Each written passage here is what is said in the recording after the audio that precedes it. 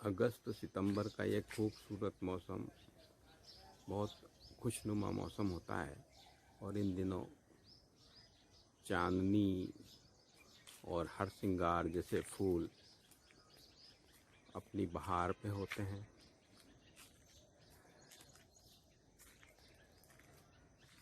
ख़ास तौर से पूरे वातावरण में परिजात यानी हरसिंगार की फूलों की खुशबू से वातावरण महकता रहता है। ये हरसिंगार का पौधा है और ये हरसिंगार के फूल जो केसरिया, इनकी केसरिया डंडी होती है, बड़े खूबसूरत होते हैं। ये देखिए,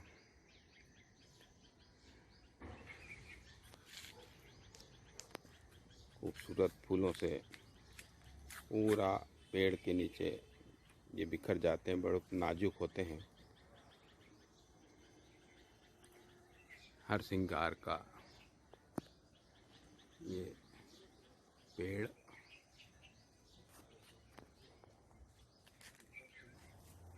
ये चांदनी छिटकी हुई है। ये हरसिंगार के पौधे से सारे फूल ज़मीन पर बिखरे हुए हैं और खूबसूरत तो दिखाई दे रहे हैं और इनकी खुशबू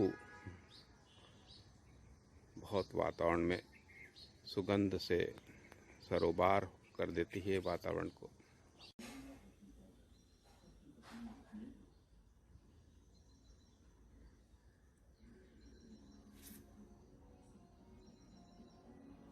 ये खूबसूरत हरसिंगार के फूल, ये गुड़हल का पौधा और ये मीठा नीम जो हमने गमले में लगाया है, और ये बारहमासी का पौधा और उस पे फूल।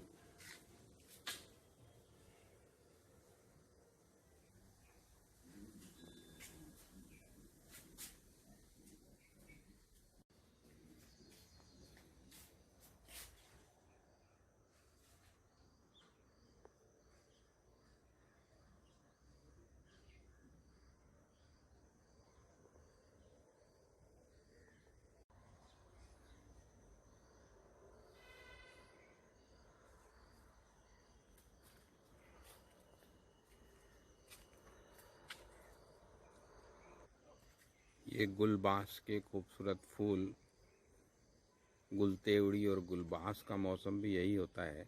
ये गुलबांस के गुलाबी फूल बहुत सुंदर लग रहे हैं। देखिए, आज सुबह सुबह जब परिजात का फूल हमने देखे तो उन फूलों की खुशबू ने हमें हमारे बचपन की स्मृतियों की ओर लौटा दिया।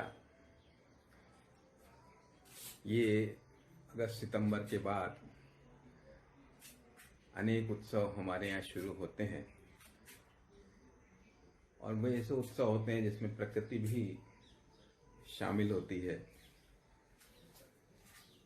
खास तौर से फूलों का इसमें बहुत महत्व होता है, जैसे बालिकाओं का संझा, स्त्रियों का हरतालिका तीज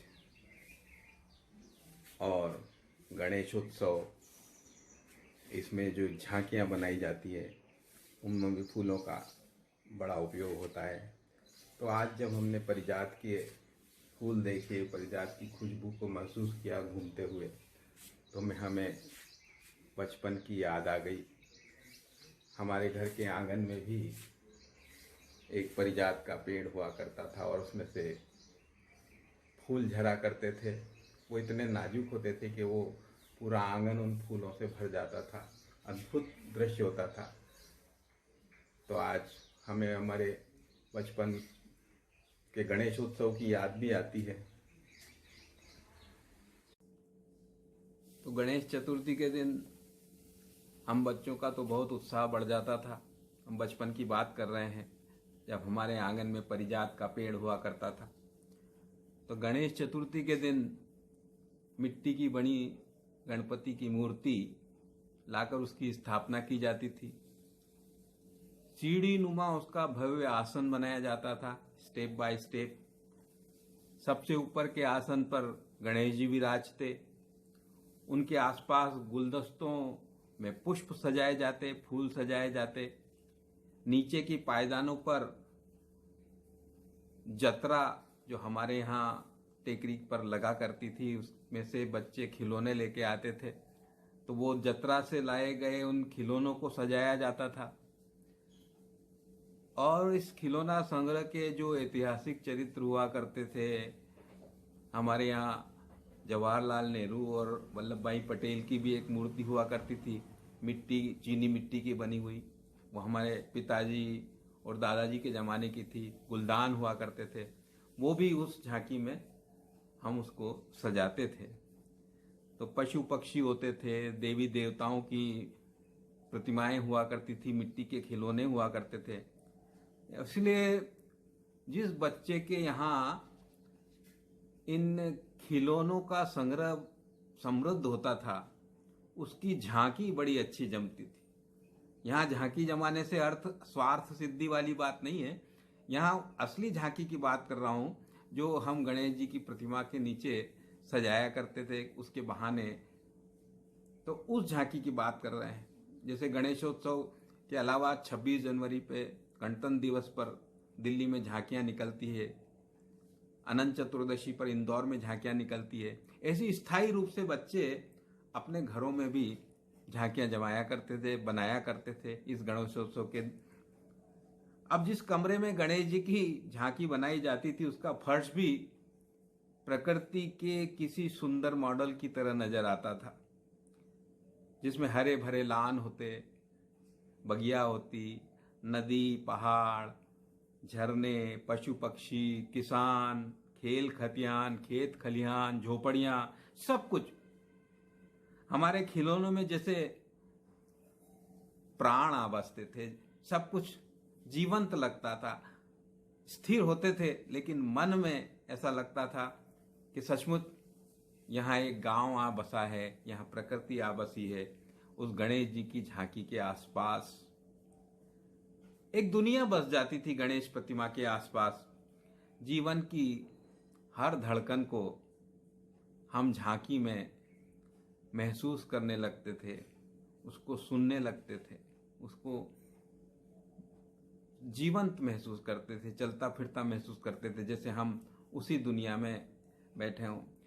रंगोली के खूबसूरत रंगों से झांकी वाले कमरे की पूरी फर्श को सजा दिया जाता था, पूरा वातावरण रंगीन हो जाता था।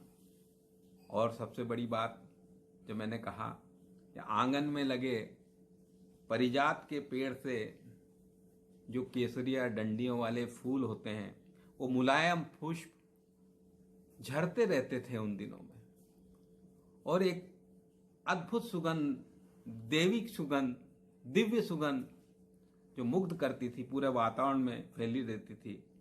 और इन्हीं फूलों की माला को जब झांकी में स्थापित प्रतिमा पर चढ़ाया जाता, तो सचमुच पूरा वातावरण किसी दिव्य सुगंध से सरोबार हो जाता था। बचपन की उन खिलौना स्मृतियों को आज भी परिजात के फूलों की अलौकिक खुशबू महकाती रहती है। और आज सवेरे जब हम घूम रहे थे और परिजात के पुष्पों को बिखरते हुए देखा और उस खुशबू को महसूस किया, तो बरबस हमें बचपन के अपनी वो झांकी, वो गणेश प्रतिमा की स्थापना और वो उत्सव, उसकी स्मृति की खुशबू आज बिखर गई, और शायद पूरे दिन, बहुत दिनों तक बसी रहेगी। अब जल्दी ही गणेश चतुर्थी आने वाली है, कुछ बातें आगे करेंगे। आज इतना ही। नमस्कार। देखते रहिए हमारी YouTube चैनल। बहुत बहुत धन्यवाद।